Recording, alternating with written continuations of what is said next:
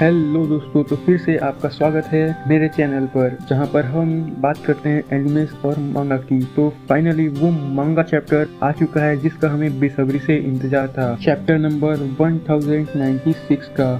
इस चैप्टर का इंतजार हमें अगले चैप्टर के बाद से ही नहीं बल्कि बहुत ही सालों से था, क्योंकि हम फाइनली देखने वाले हैं गॉड वैली इंसिडेंट को, जो कि एक ऐसी सच्चाई है जिसे वर्ल्ड गवर्नमेंट ने बहुत ही ज्यादा दबाने की कोशिश की है। और इस चैप्टर से हमें ये तो बहुत पता चल ही जाएगा कि आने वाले चैप्टर्स बहुत ही ज्यादा मजेदार होने वाले हैं, क्योंकि हम आने वाले चैप्टर्स में बहुत ही ज्यादा फाइट्स देखेंगे और बहुत ही बड़े बड़े लोगों के बीच देखेंगे। तो चलिए इसी के साथ हम शुरू करते हैं वन पीस चैप्टर नंबर 1096 का एक्सप्लेनेशन। इसका टाइटल है कामाची, और हम इस चैप्टर के कवर पेज पर देखते हैं ज़ोरो को, जो कि बहुत ज़्यादा परेशान होता है क्योंकि वो अपना एक तलवार हार चुका होता है एक म्यूजिकल गेम में किसी प्रकार के जानवर से, जिसे चिचुआस कहते हैं। यहाँ पर हमें पिछले स्टोरी में पता चला था कि सेलेस्टियल ड्रैगन, जो कि बहुत ही वो एक गेम होस्ट करते हैं जहाँ पर वो लोग किसी आइलैंड पर जाते हैं और उसकी नेटिव पॉपुलेशन को स्लेव बनाकर एक गेम खेलते हैं, जिसमें वो उन सभी को किसी रैबिट के जैसे मारना शुरू कर देते हैं। और हम उसी सीन पर पहुंचते हैं जहां पर ये गेम स्टार्ट होने ही वाला है और अनाउंसमेंट करने वाला कहता है यहाँ पर 150 रैबिट्स हैं, इसका हमें शिकार करना है। मेंशन करने की जरूरत नहीं, पर 13 उसमें से सुपर रेयर हैं। अगर किसी को वो मिलता है तो उनकी कीमत 10,000 पॉइंट्स हैं। यहाँ पर रैबिट से इसका मतलब है ह्यूमंस का, ये लोग ह्यूमंस को रैबिट कह रहे हैं। और वो फिर से कहता है याद रखें, अगर आप एक बार में किसी को मार डालते हैं तो आपको उससे एक स्किल बोनस मिलेगा। हमने जो भी इस खेल में जीतेगा उसके लिए बहुत ही अच्छे प्राइज रखे हैं, तो उम्मीद है आप लोग मजे करेंगे। और हम देखते हैं उन सेलेस्टियल ड्रैगन को जो उन मासूम ह्यूमंस को मारने के लिए अपना हथियार तैयार करते हैं। उसी भीड़ में एक स्लेव आदमी कहता है मुझे कोई इस भयानक सपने से उठा होता है, कोई ऐसा कैसे होने दे सकता है, कोई अपने जैसे इंसानों के साथ ऐसा कैसे कर सकता है, इन्होंने तो हमारे बच्चों को भी नहीं बख्शा। और वो आवाज़ फिर से कहती है कि यहाँ पर 200 नोबल्स पार्टिसिपेट करने वाले हैं और सिर्फ 1 घंटा बचा है, तो खरगोशों भागो और हमें एक बहुत ही अच्छी दौड़ दो।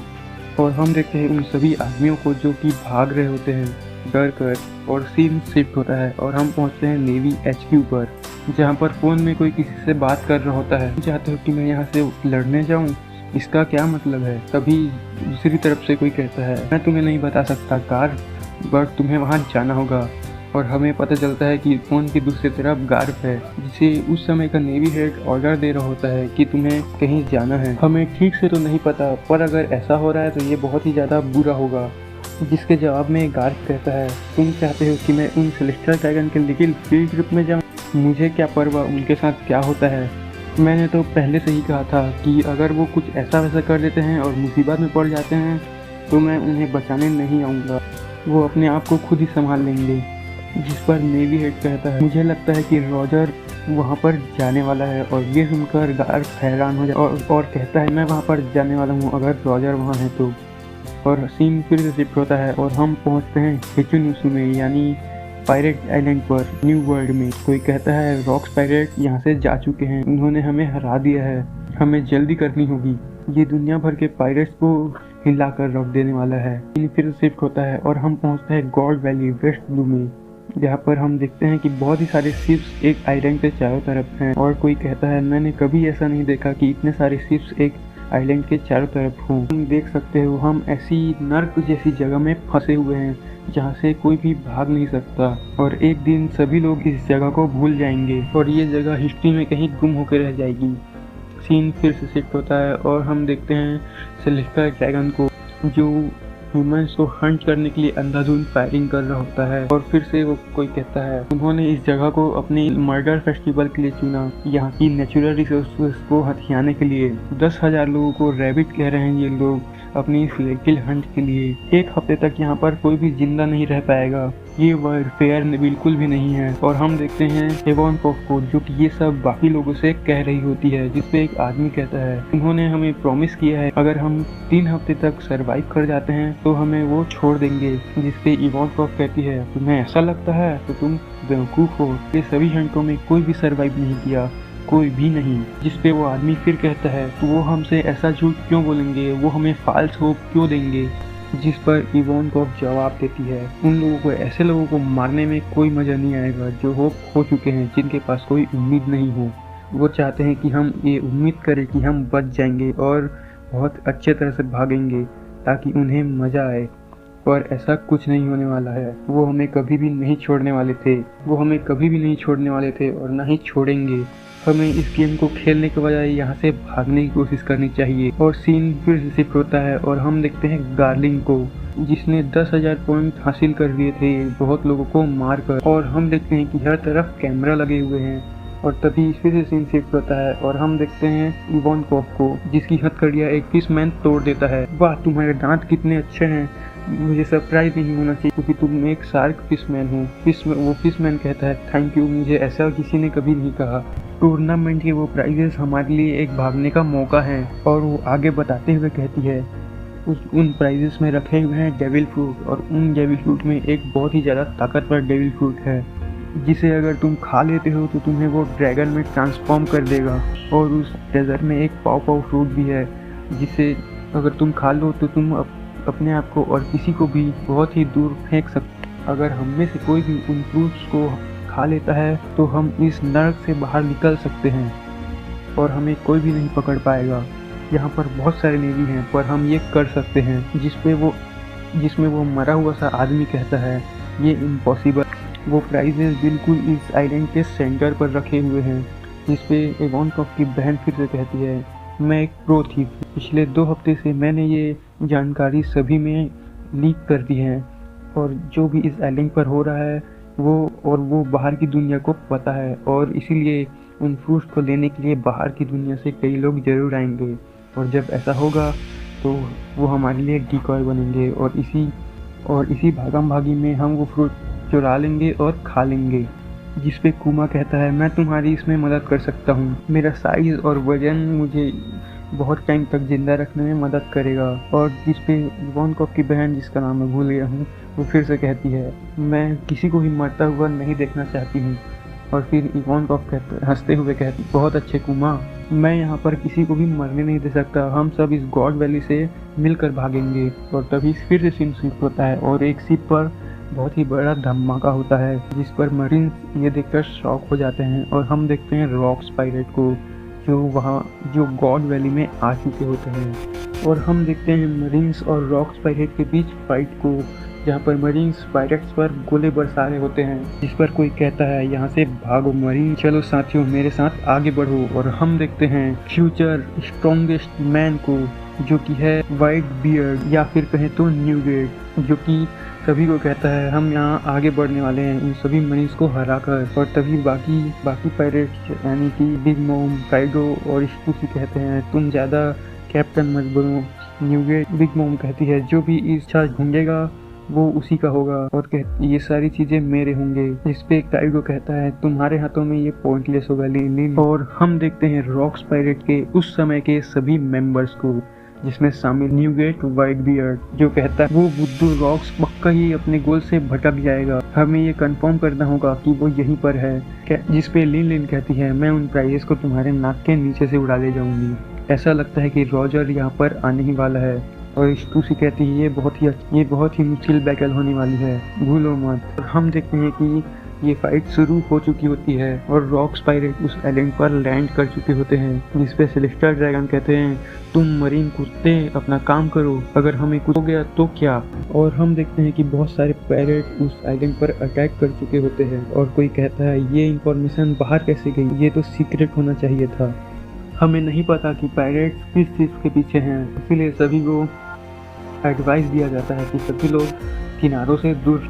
और हम देखते हैं होने वाले पायरेट किंग रॉजर को और उसकी पूरी क्रू को, जो कि हमला कर देते हैं गॉड वैली आइलैंड पर। रॉजर कहता है तुम्हें कोई आइडिया नहीं है कि मैंने इस चीज़ का बहुत ही सालों से कितना इंतजार किया था। सीन शिफ्ट होता है और हम देखते हैं गार्लिंग को, जो कि कहता है उन सभी मरीन्स को पीछे बुला और ये देखो कि सेलेस्टियल ड्रैगन सुरक्षित रहें। और गॉड्स नाइट तैयार हो जाओ। और तभी हम देखते हैं future hero of the marine garb को, जिसे देखकर कहते हैं कि रीइंफोर्समेंट यहाँ पर आ चुकी है। ये वाइस एडमिरल गार्व हैं, हम बच चुके हैं। और गार्व सेलेस्टियल ड्रैगन को कुछ भी भाव ना देते हुए कहता है, मुझे ये बता दो कि रॉजर कहाँ है। और हमें पता चलता है कि गार्व इस आइलैंड पर सिर्फ रॉजर के कारण आया था, ना कि सेलेस्टियल ड्रैगन को बचाने के लिए। गार्व उस समय तक वाइस एडमिरल बन चुका था, जो कि वो अभी भी है। सीन शिफ्ट होता है और हम देखते हैं कि इवानकोव का वो प्लान कामयाब हो चुका है और कुमा और इवान के पास 2 डेविल फ्रूट आ चुके हैं, जिसमें एक पॉपॉ फ्रूट और दूसरा काइगो का ड्रैगन फ्रूट। और इवानकोव कहती है, मुझे नहीं पता कौन सा है, पर जल्दी से खा लो। लेकिन तभी कि वो उस फ्रूट को खा पाते, वहाँ पर आ जाती है बिग मॉम और उनमें से एक फ्रूट को पकड़ लेती है और इवानकोव को धक्का देते हुए उसका फ्रूट पकड़ लेती है। और बिग मॉम कुमा के फ्रूट की तरफ अपना हाथ बढ़ाती, जिसमें इवानकोव कहता है, जल्दी से उस फ्रूट को खा लो और तुम्हें खाना ही होगा। और कुमा उसकी बात मानते हुए उस फ्रूट को जल्दी से खा लेता है। इवानकोव कहती है, तुम्हें इन सब को बचाने के लिए अगर हम एक फ्रूट को खाने में कामयाब हो जाते हैं तो हम सब यहाँ से भाग सकते हैं। और हम देखते हैं कि कुमा वो फ्रूट खा चुका है और ये देखकर इवानकोव बहुत ही ज़्यादा खुश हो जाती है और कहती है, हम जीत चुके हैं। लेकिन तभी कुमा पीछे मुड़ता है और हम देखते हैं सेकंड को, जो वहाँ पर आ चुका है और वो कुमा पर हमला कर देता है, जिससे कुमा दूर जाकर गिरता है। और सेकंड कहता है, तुम बुचनीर ब्रैड, तुम या तो जी सकते हो स्लेव बनकर या मर सकते हो, तुम्हारा और कुछ होना हमसे बर्दाश्त नहीं होगा। तुम लोगों के साथ तो ऐसा ही होना चाहिए। जिस पे कुमा कहता है, क्या तुम कोई इम्पोर्टेंट पर्सन हो? मुझे नहीं पता कि कैसे कोई इम्पोर्टेंट बॉर्न हो सकता है और कोई लेस इम्पोर्टेंट। अगर कोई स्लेव पैदा हुआ है तो उसके पैदा होने का पॉइंट ही क्या है? अगर मेरे पास किसी प्रकार की पावर है तो मैं उसका इस्तेमाल करूँगा लोगों को बचाने के लिए, जितना मैं बचा सकता हूँ, बिल्कुल नीका की तरह। सीन फिर से शिफ्ट होता है और हम देखते हैं उस गॉड वैली आइसलैंड को, जो कि पूरा आइलैंड कॉन्करर हाथी से घिरा हुआ होता है। और हम आवाज़ें सुन रहे होते हैं रॉक्स की और रॉजर की, और एक बॉक्स में लिखा हुआ आता है, ये वो इंसिडेंट होने वाला है जिसको इतिहास के शैडोज में दबा दिया जाएगा। सीन फिर से शिफ्ट होता है सॉवर्ड के एक किंगडम में, साउथ ब्लू में। इवानकोव कहती है, तो वो सिर्फ गार के हीरोइज्म के बारे में रिकॉर्ड कर रहे हैं और कुछ नहीं। ये मॉर्गन कुछ नहीं, बस उनका चमचा है। वो सिर्फ वही प्रिंट करता है जो वर्ल्ड गवर्नमेंट चाहती है। आखिर में हमें ये भी नहीं पता कि उस आइलैंड पर क्या हुआ था। और हम देखते हैं सभी लोगों को जो कि एक चर्च जैसी जगह में होते हैं और कुमा प्रेयर कर रहा होता है, जिस पे इवानकोव कहता है, तुम कितनी देर और प्रेयर करने वाले हो कुमा? जिस पे कुमा कहता है, मैं बार बार ये सोच रहा हूँ कि मैं और लोगों को भी बचा सकता था। जिस पे इवानकोव कहता है, तुम ये नॉनसेंस की बातें करना बंद करो, तुमने 500 लोगों को बचाया है, ये बिल्कुल सही है, तुम बहुत ही अमेजिंग थे कुमाची। और कुछ नहीं बल्कि कुमा का निकनेम है जो कि इवानकोव की बहन ने दिया है। कि सभी लोग तुम्हें थैंक करते हुए बहुत ही ज्यादा रो रहे थे। इवानकोव कहता है, तुम्हारे वो हैंड लोगों को फ्रीडम दिलाते हैं, बिल्कुल हैंड ऑफ लिबरेशन की तरह। जिस पे कुमा अपने हाथों को देखता है और कहता है, हैंड्स ऑफ लिबरेशन। इवानकोव आगे कहता है, मुझे लगा नहीं था कि तुम चर्च में रहोगे, पर तुम्हारी पर्सनैलिटी के हिसाब से ये बिल्कुल ठीक बैठता है। ठीक है, मैं अपनी फ्रीडम के रास्ते पर वापस चलता हूँ, तुम लोग अपना ख्याल रखना। जिस पे कुमा कहता है, मैं तुम्हें बिल्कुल नहीं भूलूंगा जब तक मैं जिंदा हूँ। जिस पे इवानकोव कहता है, कोई नहीं भूलता। तो अगर आपको याद हो कि मैरिनफोर्ड के वॉर में कुमा बिल्कुल भी इवानकोव के बारे में भूल चुका होता है और कुमा अपने प्रॉमिस को रख नहीं पाता है कि वो इवानकोव को कभी नहीं भूलेगा, क्योंकि आखिर में वो भूल ही जाता है।